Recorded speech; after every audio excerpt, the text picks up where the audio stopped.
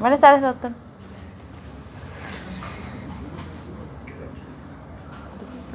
Sueño. Te vas a ver. Comí mucha harina. Están con shock hipovolémico, creo. A María Alcalina. Bueno, Ah, ya, pero quiero poner eso. Es mi agua, pues. Ahí está mi agua. este tema que vamos a revisar ahora es dentro del cuidado intensivo, dentro de los pacientes críticos es muy frecuente, ¿no? Quizás el 50-60% de los pacientes que ingresan en emergencia graves y al cuidado intensivo tienen shock o insuficiencia respiratoria. Y en los últimos años se ha avanzado mucho con la finalidad de detectarlo más tempranamente. Hasta hace unos 10 años la mortalidad del paciente shock era 60, 70%, podía llegar al 90% si no lo manejaba tardíamente. Eso ha mejorado un 40%, pero sigue siendo alto todavía. Depende de la edad, de la forma de inicio, el tipo de shock, etcétera, pero sigue siendo alto. Y como vamos a ver ahora, dependiendo del tipo de shock, hay una serie de estrategias que se han generado para poder diagnosticar y tratar más tempranamente a los pacientes de shock.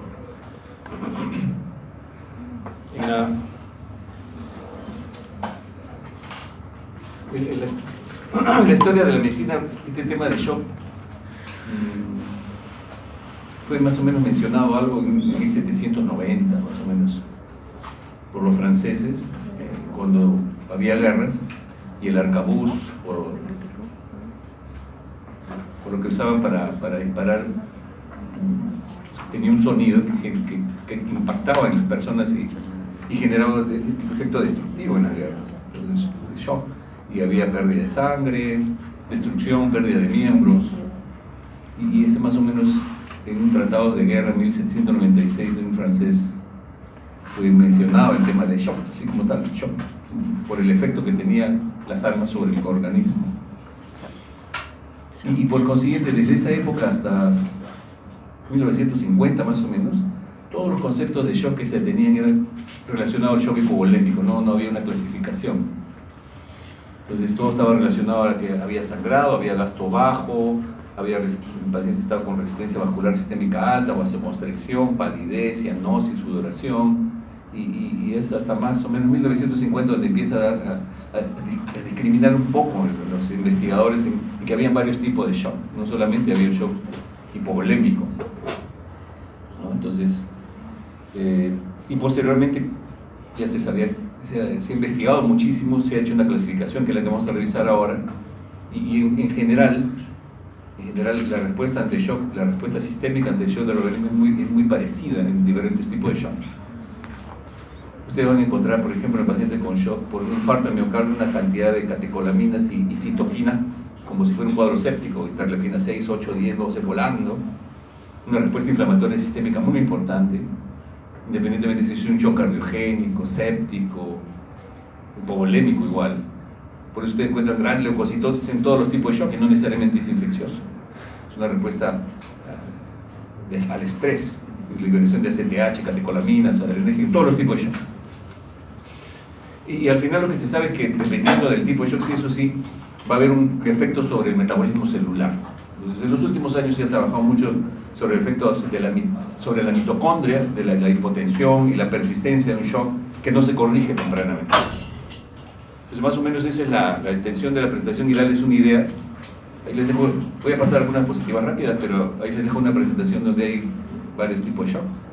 Hay revisiones recientes de shock, por ejemplo, vasodilatado, que es uno de los más frecuentes en la UCI. Y vamos a tratar de que ustedes se lleven una idea de cómo enfocarlos y cómo manejarlos tempranamente, ¿eh? Entonces, en primer lugar, la definición es, como pueden ver ahí, habla en primer lugar de un tema de definición hemodinámica, otro tema acerca de la respiración interna, ya habla un poco de fracaso en la respiración interna, un fracaso en la producción de ATPs y consumo de oxígeno a nivel celular, y aporte de oxígeno insuficiente para satisfacer la demanda metabólica. O sea, realmente la definición de shock, dependiendo del... Disculpe la interrupción, una consulta, tenemos un en el frente y faltan algunas sillas, ¿creen que podríamos entrar un ratito para sacar una silla? Rápido. Unas pero todavía tenemos, ¿cuántos alumnos faltan todavía? Varios. ¿Cuántas sillas necesitas? ¿Cuántas sillas necesitas? 12. Sí, sí, viene. Pero póngase más adelante, a ver, póngase más adelante. Ya voy a cortar. Cortamos porque...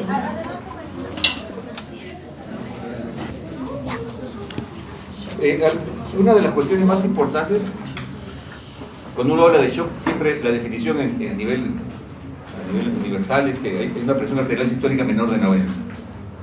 Puede haber taquicardia en la mayoría de pacientes, pero también bradicardia. Aumento de la frecuencia respiratoria, taquipnea, porque al haber hipotensión y disminución del aporte de oxígeno a los tejidos, puede haber acidosis metabólica y el paciente hiperventila para mejorar el estado de ácido base y mejorar la oxigenación. Una evidencia de perfusión tisular es el llenado capilar, ¿cierto? Y tiempo de llenado capilar en las uñas, en los dedos. Un llenado capilar menor de 2 segundos es muy importante, pero en este caso en el shock hay más de 2 segundos, ¿no es cierto?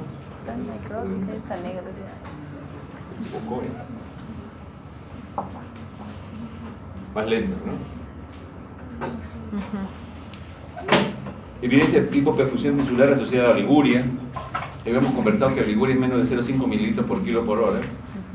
Y compromiso del sensor. Ayer, paciente renal crónico terminal que ingresa electivamente a una nefrectomía porque se estaba preparando para trasplante renal. Entonces el urólogo entra, el paciente estable, entra, le hace la nefrectomía, más o menos entre 8 de la mañana y 9 de la mañana y 12 del día acaba la cirugía, cierran, aparentemente sangra solamente 500. Este paciente, el paciente estable, el anestesiólogo lo extuba y lo pasa de la camilla de la cirugía a la camilla de transporte y hace paro. Es un paro de, dice ahí, 12:55. Se le intuba, se hace masaje y sale a las 12:57. Exactamente. Por resucitado paciente, le pasan 2 paquetes globulares, 2 plasmas y 2 cloruros de sodio a un renal crónico terminal. Dice, el paciente se agita, se administra midazolam.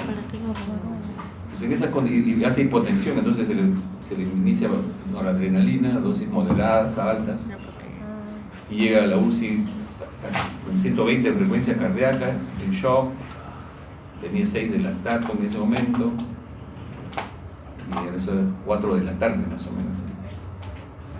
Este paciente había hecho paro cardíaco, y el post-paro estaba en shock, y averiguando cuál era sido la causa del shock, la hemoglobina con la que entró a salir era 11, cuando llega a la UCI un control era 11 también.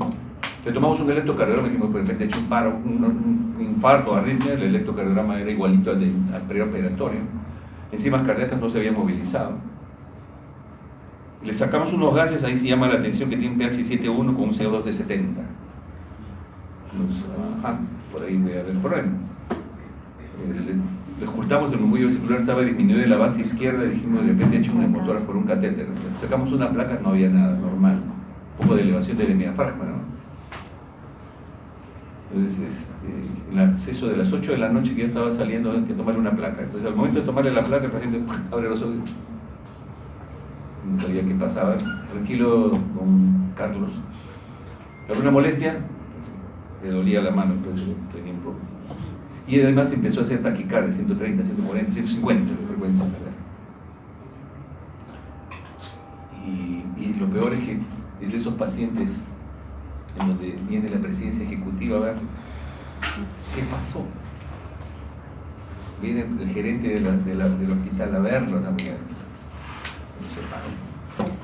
Entonces, preocupados todo el mundo porque había entrado por una cirugía electiva. Estaba en shock, había hecho paro, no sabíamos cómo iba a evolucionar.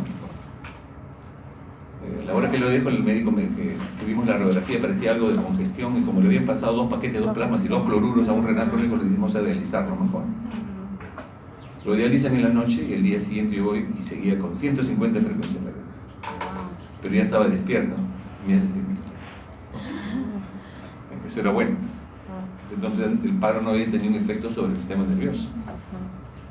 Entonces me pongo a revisar la historia y era bien interesante porque cuando ingresa para hospitalizarse el paciente, su presión normal era 80-40.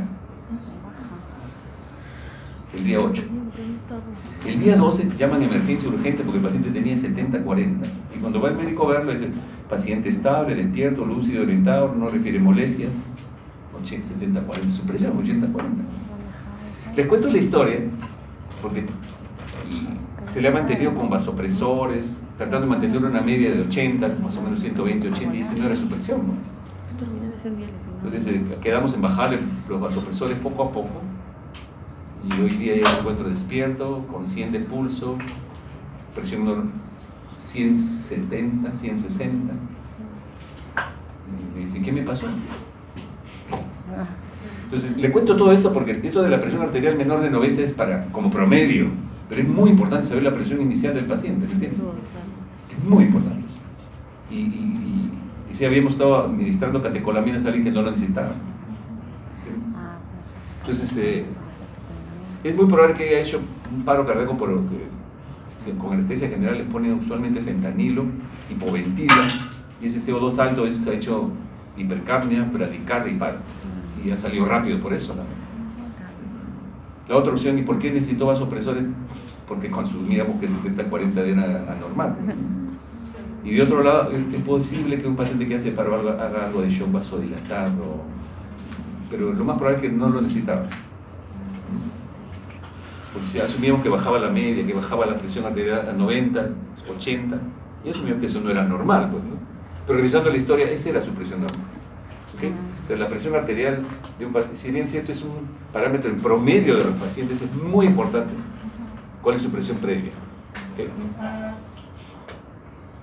En todo paciente crítico sabemos que el ABCD es muy importante y son si tiene la vía aérea permeable, si ventila adecuadamente, cómo está la presión arterial, cómo está el cerebro, cómo está la temperatura. ¿Cierto?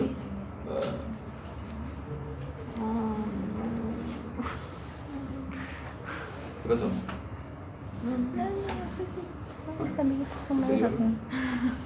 ¿Quieren ver la otra diapositiva? Pero no tiene la presentación. Ya. Esta clasificación viene de 1972 y hasta más o menos hace unos 5 años los libros de medicina interna hablaban de clasificación de shock, que era una mazamorra, no lo entendía yo tampoco. Pero esta clasificación es la que más vamos a usar y que deben usar ustedes para saber cuando enfrentan a un paciente en shock qué van a hacer, además, porque la definición de cada una de estas condiciones le va a dar una idea de qué es lo primero que vamos a hacer, qué es lo primero que vamos a corregir, ¿verdad? Y en general los pacientes con la clasificación es shock hipovolémico, cardiogénico, distractivo y obstructivo. En general el hipovolémico entonces disminuye el volumen sanguíneo, disminuye la presión diastólica ventrículo izquierdo, disminuye el gasto cardíaco, disminuye la presión arterial media, se produce shock y puede haber disfunción múltiple de órganos si no se corrige. En el caso del shock cardiogénico igual, hay una disfunción cardíaca, infarto, arritmia, miocarditis puede ser insuficiencia cardíaca grave, disminuye daño miocárdico, disminuye la presión sistólica y diastólica, disminuye el gasto cardíaco con aumento de la resistencia vascular sistémica, disminuye la presión arterial media, shock y falla orgánica múltiple. Y en el shock obstructivo igual, ¿no? Cuando hay un hemotoras a tensión, un taponamiento pericárdico, una embolia pulmonar, todo esto disminuye la función sistólica y diastólica, disminuye el gasto cardíaco y aumenta la resistencia vascular sistémica. En estos 3 tipos de shock hay gasto bajo y resistencia vascular sistémica incrementada. Y el paciente usualmente viene pálido, sudoroso, con cianosis, pulso muy disminuido, mucha taquicardia, signo de hipoperfusión marcada, llenado capilar lento, que tienen gasto bajo y hay vasoconstricción. Entonces hay piloerección, sudoración profusa, inclusive puede haber algo de cianosis. A diferencia de este shock distributivo bandido, que se refiere, una de las formas, como vamos a ver, del shock distributivo es el séptico, pero el anafiláctico, el neurogénico, la insuficiencia suprarrenal, son causas de shock distributivo, y se llama distributivo porque el problema, más que en la bomba cardíaca, que puede haber un componente también, es una vasodilatación que se produce fundamentalmente. Y en esa vasodilatación disminuye la resistencia vascular sistémica, el paciente puede estar rubicundo, en un shock anafiláctico el paciente está rubicundo pero sin presión, en un shock séptico igual, el paciente febril, vasodilatado, pero hipotenso, ¿no? Impulso saltón, inclusive con una buena función cardíaca, pero en shock. Y fundamentalmente aquí, cuando baja el gasto cardíaco, el output cardíaco, aumenta la resistencia para tratar de mantener una presión arterial media adecuada. En el caso que baje la resistencia sistémica, el gasto cardíaco aumenta. Entonces el paciente puede estar rubicundo, puede estar febril, y aumenta el gasto cardíaco para mantener una presión arterial media. Si eso no se corrige, ahí producen trastornos a nivel celular, mal distribución de flujo, disminuye la presión media, se produce shock y falla orgánica múltiple. Entonces, la vía final común es una falla orgánica múltiple si no corregimos cualquiera de estos, ¿okay? Falla renal, falla respiratorio, disfunción hepática, coagulopatía, coagulación intravascular diseminada y arriba Perú. Este tema del transporte de oxígeno también es muy importante, porque si ustedes recuerdan que la célula necesita la mitocondria necesita una determinada cantidad de oxígeno. Lo que le llega de oxígeno, el transporte de oxígeno y el consumo de oxígeno tiene que estar equilibrado. Y el transporte de oxígeno está fundamentalmente está establecido a través de un contenido arterial de oxígeno por el gasto cardíaco. Y este contenido arterial de oxígeno va a depender de la hemoglobina. Por lo tanto, si un paciente tiene una anemia aguda, puede haber un transporte de oxígeno inadecuado, por lo tanto, un contenido arterial de oxígeno y un gasto bajo. Esto es 1,32 es la cantidad de mililitros de oxígeno que transporta cada gramo de hemoglobina por la saturación de oxígeno. Entonces, el paciente que está hipoxémico, su contenido arterial de oxígeno está disminuido y si persiste mucho tiempo, como cuando hablamos de insuficiencia respiratoria aguda, el paciente puede estar agitado, hipertenso, pero si hay una hipoxemia muy marcada puede llegar al shock también. Entonces tenemos que corregir la hemoglobina en un paciente que está en shock, ver cómo está la hemoglobina, cómo está su oxigenación y cómo está su frecuencia, su gasto cardíaco. Y el gasto cardíaco es el volumen sistólico por la frecuencia, ¿no? Y el volumen sistólico es la cantidad de sangre que se eyecta en cada contracción. Y eso puede estar disminuido porque está hipovolémico, puede estar disminuido porque hay disfunción ventricular, un infarto de miocardio, una cardiopatía, una insuficiencia cardíaca, también que tengo que ver qué está pasando con por qué está bajo ese gasto cardíaco o puede estar alto en el shock séptico, ¿no? El otro tema es el consumo de oxígeno, que lo vamos a ver luego. Y esto. Entonces, siempre acuérdense que el contenido arterial de oxígeno, el transporte de oxígeno va a depender del output cardíaco por esta formulita.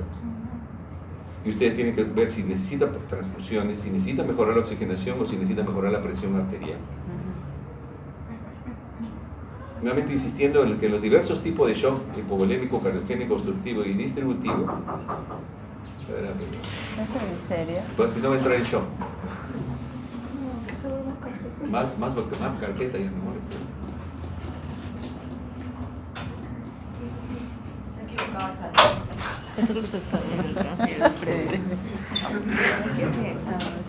Entonces, nuevamente acá el gasto cardíaco, la resistencia vascular sistémica, ven ustedes, el hipovolémico, el cardiogénico y el obstructivo son shock con gasto cardíaco bajo, nuevamente. Y ustedes clínicamente lo van a ver. El paciente está pálido, sudoroso, y una resistencia vascular sistémica elevada. Hay diferencia de los distributivos, ¿no? En fase temprana, siempre el gasto cardíaco puede estar alto, resistencia vascular disminuida, y como vamos a ver después, si un paciente con un cuadro de shock séptico, por ejemplo, está severamente depletado de volumen, inicialmente puede presentarse como un hipovolémico. Le pasan líquidos y eso cambia.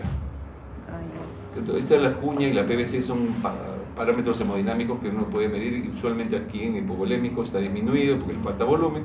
El cardiogénico, si está con falla cardíaca, puede estar normal o alto. En el obstructivo siempre está alto porque un taponamiento, una embolia pulmonar, una hemotórax aumenta la presión intratorácica y la PVC va a estar ingurgitada. Y eso es un dato muy importante, ¿no?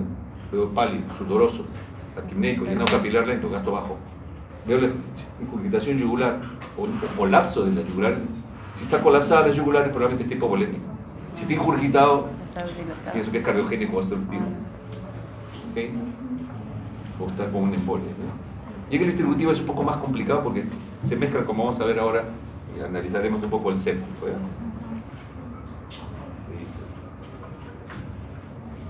Acá hay unas diapositivas de un paciente con trauma. El paciente con trauma al final tiene un hemotórax, tiene un shock muy mixto realmente, porque podría tener, como ven ustedes, un paciente con trauma, un hipovolémico que sangra, un shock obstructivo que tiene un hemotórax de tensión, y si tiene contusión cardíaca, algo de compromiso miocárdico. ¿Okay? Esta es la clasificación del 72 de Max Harry, Weil y de Xavi. siempre se ha usado. Y cuando hablamos de shock cardiogénico nos referimos al shock cardiogénico asociado a problemas mecánicos, o sea, un infarto, ¿no? Hepático, una arritmia, un paciente que tiene fibrilación auricular con 150, un flutter de 250 puede dar shock. Entonces es un shock cardiogénico, que hay que cardiovertirlo ahí, ¿no? Y en el caso del infarto, solucionar el infarto o ponerle un sistema de soporte mecánico también. Entonces, las causas de shock cardiogénico no solamente es un infarto miocardio. Una insuficiencia cardíaca severa puede llevar al shock. Una arritmia con respuesta ventricular alta puede llevar al shock. Y el hipovolémico es el hemorrágico, y cuando el hemorrágico se refiere pues a náuseas, vómitos, diarreas, poliurias. En el shock distributivo está el anafiláctico, el neurogénico. El neurogénico, insuficiencia suprarrenal y el séptico. Este neurogénico está asociado fundamentalmente a los pacientes que tienen trauma medular, por ejemplo. Una sección medular, pues un accidente de tránsito puede dar un shock neurogénico. Y eso es porque se secciona el sistema nervioso simpático y se produce una vasodilatación. Es como si le pusiéramos una anestesia peridural también. Se produce vasoplegia. Ya no hay control de la vasoconstricción. Entonces el paciente hace hipotensión, gasto bajo y hace una vasodilatación también. Y para compensar sube el gasto cardíaco. Entonces en los neurogénicos siempre está algo relacionado al sistema nervioso central, médula, sobredosis de barbitúricos puede dar, ¿no?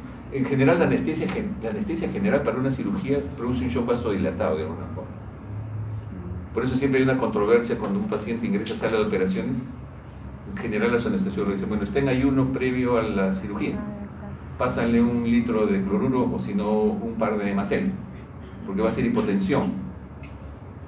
Pero realmente la hipotensión de la anestesia general es un shock vasodilatado, porque ustedes dan anestesia general, hay compromiso del sistema nervioso central, el sistema de control neural, el sistema nervioso simpático disminuye y por consiguiente no hay vasoconstricción adecuada. Y ya en los últimos años los anestesiólogos, muchos de ellos han entendido que esto más se soluciona con un poco de noradrenalina, más que darle fluidos.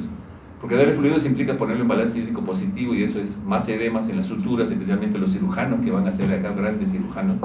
El porcentaje de la promoción que el doctor Guamán ha reseteado porque sean cirujanos, eso es bueno. Pero tienen que entender que las edemas y los balances hídricos positivos para los pacientes quirúrgicos no vuelan. No cicatriza bien las heridas, las suturas vuelan, dehiscencias, ostomías, abscesos residuales, etc. Bien. Y el shock obstructivo, embolismo pulmonar, taponamiento, neumotoras. Un dato muy importante. Un dato muy importante es este tema del shock hemorrágico, que esta es una clasificación de la Sociedad de Cirugía que da los cursos de trauma, soporte avanzado de trauma, Advanced Support. Dice que hay 4 tipos de shock hipovolémico y eso es muy importante que ustedes también lo entiendan. Ustedes van a tener pacientes que están sangrando y se mantienen con buena presión, aunque taquicárdicos. Entonces miren ustedes, ¿no? Y esto es para entender cómo nosotros tenemos un volumen sanguíneo que está distribuido. ¿Cómo está distribuido el volumen sanguíneo? ¿Qué porcentaje crees que está en la arteria y en las venas? ¿Cuál es el volumen sanguíneo normal? A ver, una cantidad. 5 litros, ¿no es cierto? 5 litros. En general es 70 mililitros por kilo, porque 1,50 m no puede tener igual que 1,90 m. 70 mililitros por kilo más o menos. 70 es un buen número de acordarse para varias cosas. 70 frecuencia cardíaca, 70 mililitros por kilo. Ya, entonces 5 litros. De esos 5 litros, ¿cuántos crees que está en el sistema arterial? Bueno, en las arterias. ¿Ah? Creo que era 25, 30.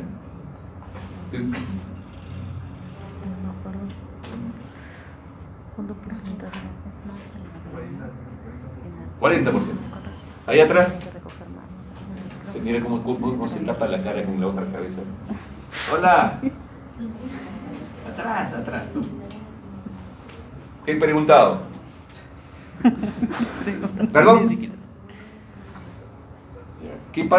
¿Qué porcentaje del volumen sanguíneo está en las arterias y qué porcentaje está en las venas? ¿Podrías mostrar tu carita un poquito más acá? Porque la otra cabezota no me deja ver.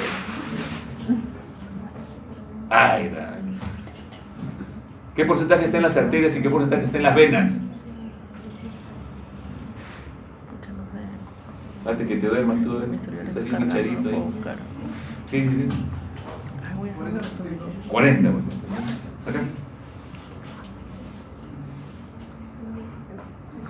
¿Te acuerdas? ¿Ah? Seguro. Hay dos venas por cada arteria. Ya. Hay más volumen en las. Venas. El sistema venoso es un sistema muy importante de reserva de volumen. Y lo que se sabe ya hace muchos años, desde la época de Guyton, pero que no lo estudiamos muy bien, es que inclusive el sistema venoso visceral tiene una capacidad de reserva mucho mayor que inclusive que las extremidades. Y que nosotros, por ejemplo, ahorita están sentados, está funcionando 1/3 de su volumen sanguíneo. Y de las vísceras, en el abdomen, el sistema venoso portal, están circulando a una menor velocidad y no participa muy directamente de la presión arterial. Todo eso empieza a funcionar cuando ustedes les van a tomar examen y corren, cuando están haciendo deporte. Y vieron ustedes, acá, por eso es que ustedes pueden entender lo siguiente, ¿no? Miren, pérdidas hasta 750 mililitros de sangre, y que es un 15% del volumen sanguíneo, y casi no hay taquicardia, la presión está normal, un poco de amplitud de pulso aumentada, porque la amplitud de pulso se refiere a la diferencia aumentada, dice, sí, pues, aumentada, diferencia entre sístole y diástole, frecuencia respiratoria normal, el débito urinario sigue orinando más o menos, ligera ansiedad, y uno puede corregirlo con cloruro de sodio. El paciente pierde entre 750 y 1500 de sangre, 30% de volumen sanguíneo, un poquito de taquicardia, presión normal, amplitud de pulso disminuida, más vasoconstricción ahora sí, frecuencia respiratoria un poco más aumentada, débito urinario que tiende a disminuir, moderada ansiedad. O sea, recién hay síntomas cuando uno pierde 1500, 2000, 2 litros de sangre. Eso implica que hay un volumen sanguíneo que nosotros tenemos de reserva y es el sistema venoso que inyecta esa sangre. Es algo así como un reto de fluido, un reto de sangre que tiene uno de reserva. Y por consiguiente el paciente puede estar sangrando este volumen y puede no tener manifestaciones hemodinámicas, pero ya lo está perdiendo. Entonces el paciente es muy importante que usted lo entienda y es el sistema venoso el que explica esto, ¿verdad? Acá ya está confuso, desorientado, que hay que pasar sangre, acá también. Y ya no hay nada. La de seguridad de la UCI la diagnostica, ¿no? Perdió más de 2 litros, chocado, frecuencia respiratoria 35, débito urinario no tiene, confuso, cianótico, etc. Entonces, cuando hay hipovolemia, por eso la clasificación es muy útil, ¿no? En el descenso de la precardia yo tengo que mejorar ese volumen. Cuando hay shock cardiogénico hay una disfunción cardíaca, tengo que ver la forma de mejorar esa función cardíaca. Si hay un shock obstructivo, tengo que solucionar pues la embolia pulmonar, trombolisis, el taponamiento pericárdico con una pericardiocentesis, o si es una motora de tensión, drenaje del tórax. Y en el caso que les he mencionado, hemos tratado de investigar todos esos factores, ¿no es cierto? Si había un infarto, si había hipovolemia con la hemoglobina, si había una motora de tensión con la placa, ¿sí? Y aparentemente estaba además en shock, y con 0,21, o sea, estaba respirando, saturando 95 y ni siquiera necesitaba oxígeno, ¿no? Y en el caso del vasodilatado sí tenía un componente aparentemente descenso de la resistencia, pero creo que no necesitaba los vasopresores del sitio. Si hay un infarto de shock, ST elevado en D2, D3 y en ABF, ¿no? ¿Diagnóstico? ¿Infarto de? ¿De dónde? Cara. Cara. De 2, D3 y ABF. Cara superior. No, inferior, ¿cierto? Cara diafragmática. Entonces, cuando un paciente tiene esto, puede hacer hipotensión. Pero recordemos que el paciente con infarto puede estar en unas horas. La idea es que lo resolvamos en la primera o segunda hora del problema. Pero no es infrecuente que los pacientes se resistan a ir al hospital. Están hipotensos, sudorosos, con náuseas, no dicen nada a la familia desde las 2 de la mañana hasta las 6 y ahí le avisan para que puedan sacar el carro o conseguir un taxi. Y llegan hipotensos, después de tener sudoración, náuseas, y están hipotensos. Entonces, si ha sucedido esa historia, probablemente necesite fluidos inicialmente. A no ser que esté en edema agudo del pulmón, pueden pasarle líquidos. ¿Me entienden? ¿No? Entonces, no todo paciente con infarto y hipotensión tiene shock cardiogénico. Puede haber un componente, usted le pasará 1 litro de cloruro, un hemacel de 500 y verán cómo responde. ¿Okay? Por el reto. Puede estar frío, etc. Causas por un infarto, una miocardiopatía, miocarditis, etc. Y esto es fundamentalmente las causas del problema cardíaco. Si hay una embolia pulmonar importante, también, ¿cierto? Y este tema de la embolia pulmonar, lo más frecuente es que sea una disnea súbita, hipotensión, dolor torácico, y tiene una radiografía generalmente normal. Hay sobrecarga del lado derecho, el embolismo pulmonar, hay una obstrucción en la arteria pulmonar, por lo tanto el llenado hacia el lado izquierdo es inadecuado, hay dilatación de las cavidades derechas, un ecocardio puede ser útil, pero lo que ustedes le piden es una tomografía con el ecocardiograma multicorte con protocolo de TEM. Y si hay shock, hay que trombolizar como si fuera un infarto.